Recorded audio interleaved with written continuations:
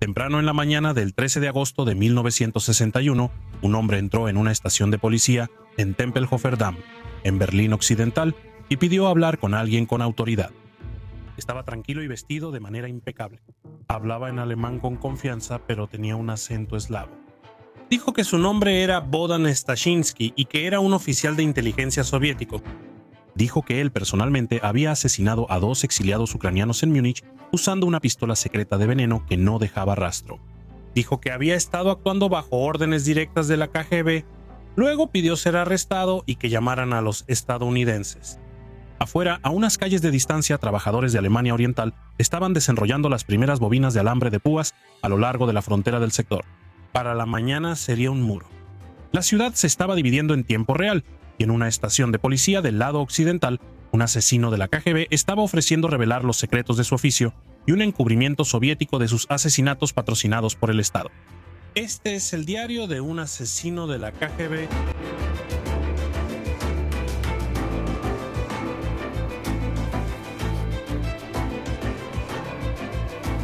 Hola, soy Philip Thompson, el humano real detrás de este canal.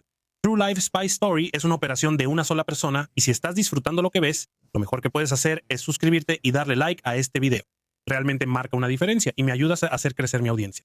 Y si quieres ir más allá, tengo membresías del canal en YouTube. Si te haces miembro, obtienes acceso anticipado, videos exclusivos para miembros y la satisfacción de saber que estás ayudando directamente a que estas historias sigan llegando. Ahora, comencemos. Bohdan Stashinsky nació el 4 de noviembre de 1931 en una aldea en el oeste de Ucrania, cerca de Lviv. Desde el final de la Primera Guerra Mundial, la región había estado bajo control polaco. Esta era una fortaleza de la Organización de Nacionalistas Ucranianos, la OUN. Esta era la organización que lideraba la campaña por la independencia de Ucrania y la disolución de la Unión Soviética. La familia Stashinsky tenía vínculos cercanos con la OUN. El oeste de Ucrania había estado luchando contra el dominio soviético durante años. Bajo el pacto Molotov-Ribbentrop de 1939, Stalin y Hitler se repartieron Europa del Este entre ellos, y el oeste de Ucrania pasó del control polaco al soviético de la noche a la mañana. 2 años después, los alemanes expulsaron a los soviéticos. Cuando terminó la guerra, Stalin la recuperó. Hubo deportaciones masivas, ejecuciones y castigos colectivos a pueblos enteros. El ejército insurgente ucraniano, la UPA, seguía activo en los bosques, llevando a cabo una campaña de guerrilla que el Ministerio de Seguridad del Estado soviético estaba desmantelando metódicamente. Aunque su liderazgo había sido exiliado a Múnich, el movimiento seguía muy vivo y era una espina en el costado de Moscú. Cuando tenía 19 años, Bohdan fue atrapado viajando en un tren sin boleto. Lo apartaron para interrogarlo y el interrogatorio duró toda la noche. Si eso parece exagerado para alguien que se coló en el tren, fue porque las autoridades tenían otra cosa en mente para el joven. Sabían que tenía conexiones con los nacionalistas y querían su ayuda. Si aceptó de buena gana o para evitar ser enviado a un gulag en Siberia, quizá nunca lo sepamos. Lo que sí sabemos es que para la mañana siguiente Bohdan Stashinsky había aceptado convertirse en informante para la MGB. Sus primeras tareas fueron cerca de casa. Lo enviaron a la red de búnkeres ocultos que la OUN usaba en los bosques alrededor de Lviv para espiar e identificar a los líderes insurgentes e informar sobre sus ubicaciones. En menos de un año había entregado suficientes nombres como para provocar arrestos y ejecuciones. Su éxito hizo que lo enviaran a Berlín Oriental, donde fue entrenado como agente para operaciones en el extranjero y le dieron el nombre falso de Joseph Lehmann. Le asignaron un controlador, un oficial de la KGB que usaba el nombre de Sergei, quien lo dirigiría durante los siguientes años. Berlín Oriental también fue donde conoció a una mujer llamada Inga Pohl. Ella era alemana oriental, costurera, no comunista y no sentía simpatía por la policía secreta. Ella solo lo conocía como Joseph Lehmann. Él se convertiría en un asesino y ella no tenía idea. Desde la década de 1930, la KGB había mantenido un laboratorio secreto dedicado al desarrollo de venenos. Para cuando Stashinsky ingresó al programa, se llamaba Laboratorio 12. Los que estaban dentro habían pasado décadas tratando de resolver un problema muy específico. ¿Cómo matas a alguien de una manera que parezca completamente natural? La solución que desarrollaron para Stashinsky fue un simple tubo de aluminio, de aproximadamente 15 centímetros de largo. Cuando se ocultaba en un periódico enrollado, era aún más discreto. Dentro del dispositivo había un mecanismo de resorte conectado a una ampolla de vidrio que contenía cianuro de potasio líquido. Al activarse, el percutor rompía la ampolla.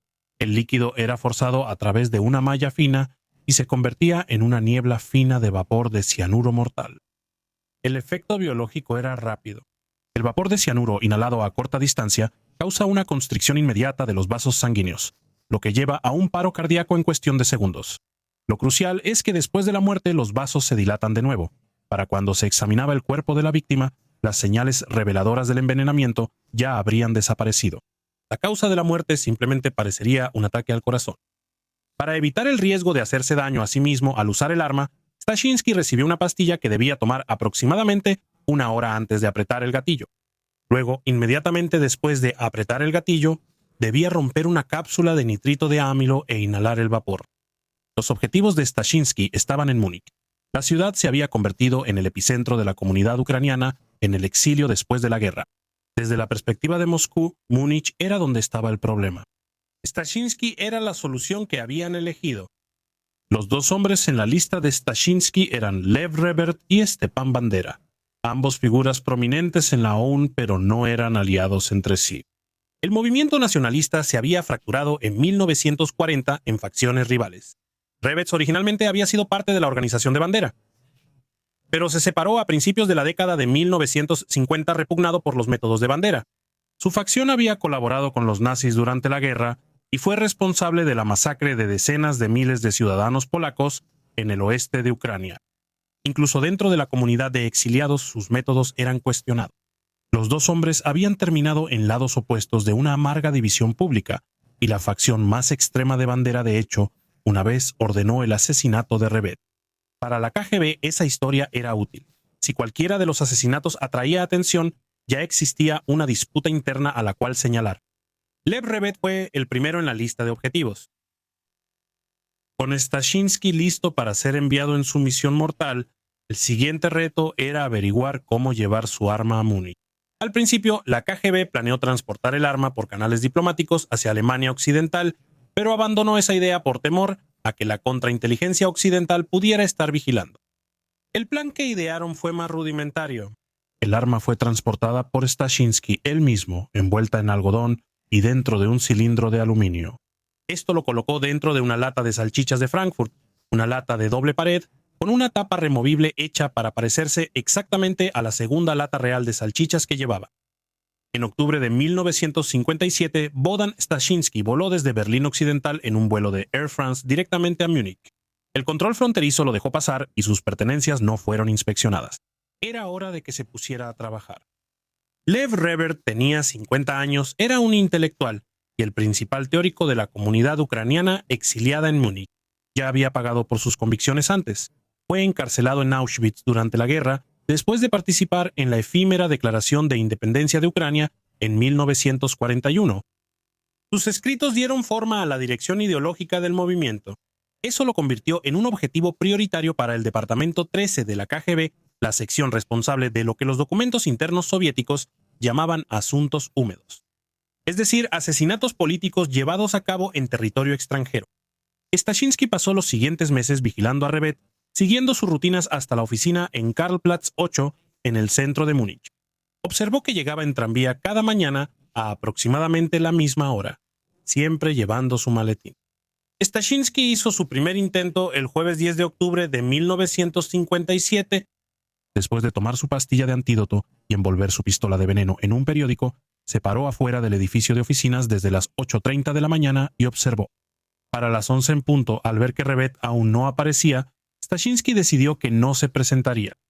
Su conciencia se sintió aliviada, pero hizo todo lo posible por reprimir sus sentimientos. Sabía que tendría que intentarlo de nuevo al día siguiente. Y eso fue exactamente lo que hizo. Regresó el viernes siguiendo la misma rutina y la misma vigilancia. De nuevo, Revert no apareció.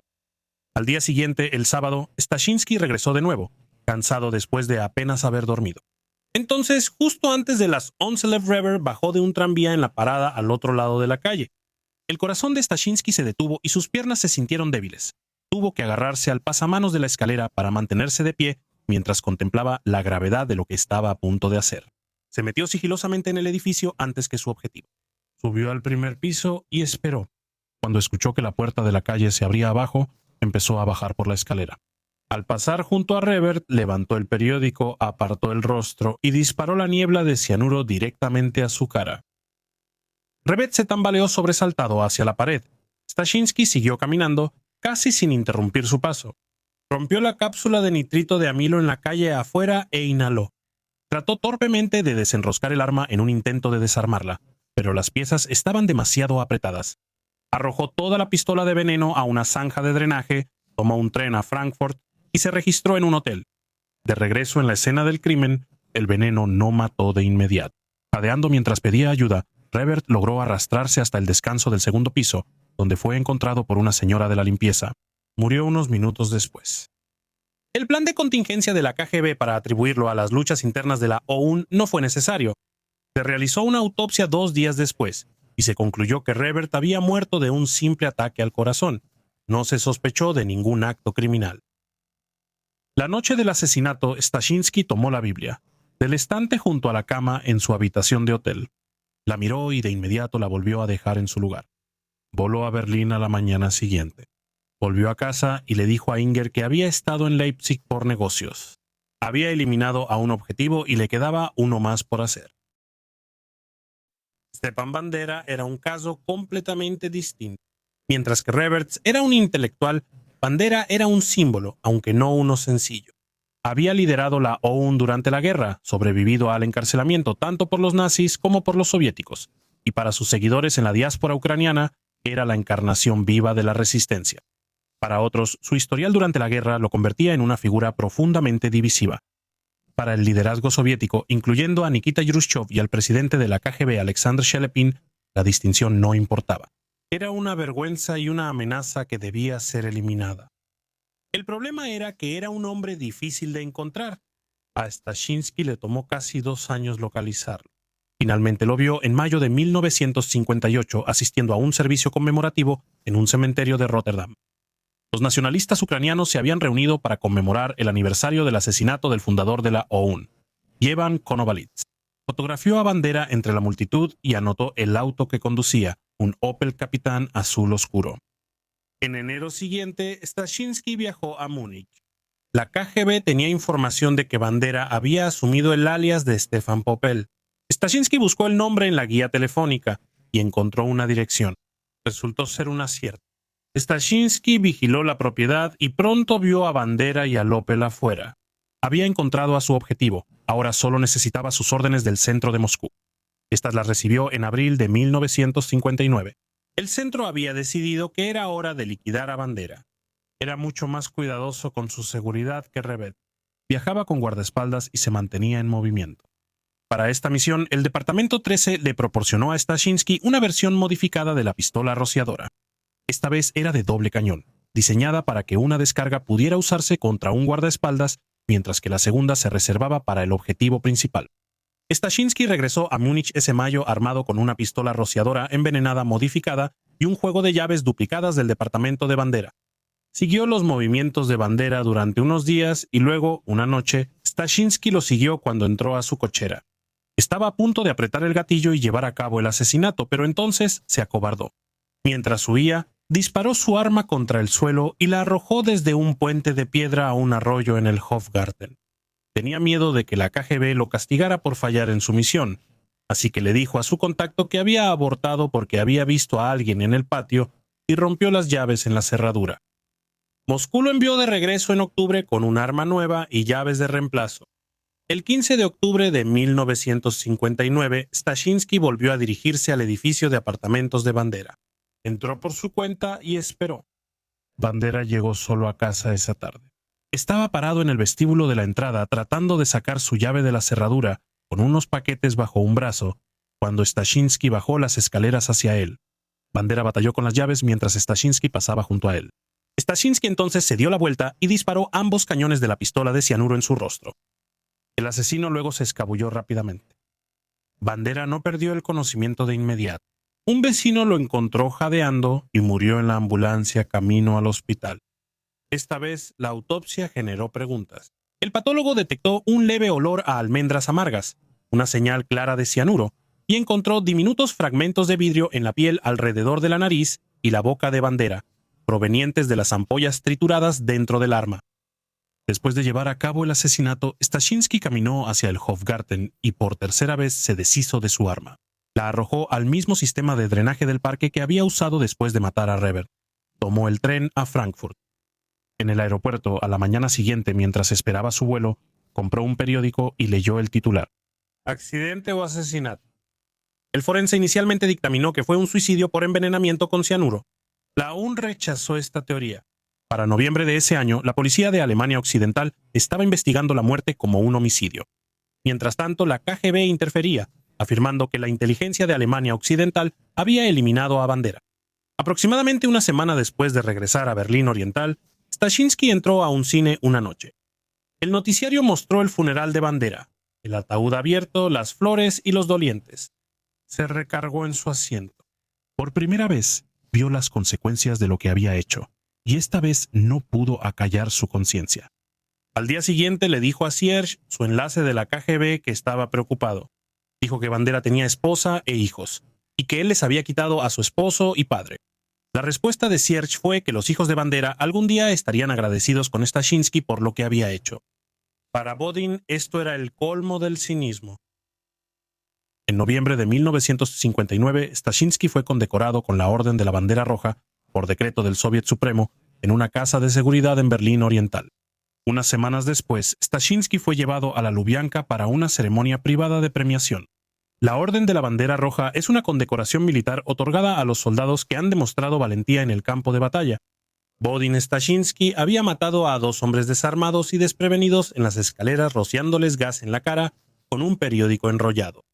La incongruencia de todo eso no le pasó desapercibida.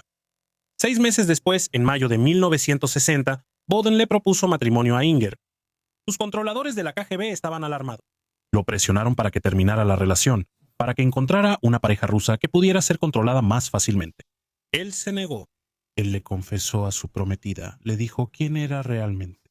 Por primera vez ella supo su verdadero nombre, su verdadera profesión y lo que había hecho en Múnich. La KGB finalmente permitió el matrimonio, pero bajo ciertas condiciones.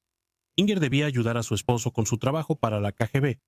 El centro pensó que si ella tenía algo en juego, sería más fácil de controlar y menos probable que causara problemas. Fueron llevados a Moscú y puestos bajo estricta vigilancia. Un día, Inger notó algo extraño detrás de un cuadro en la pared. Bodin lo bajó y encontró un grupo de chinches refugiándose detrás de él. Persiguiendo a la más grande a lo largo del zócalo con una palanca, arrancó el zócalo de la pared y encontró un cable que iba directamente al departamento vecino.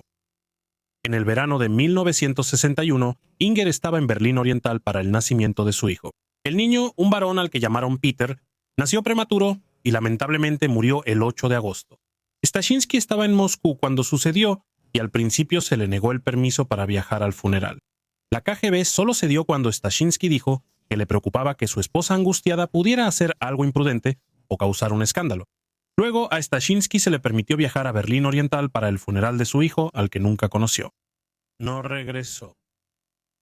La noche del 12 de agosto de 1961, Bodin e Inger Staszynski salieron de la casa de los padres de ella en Delgo con su hermano Fritz.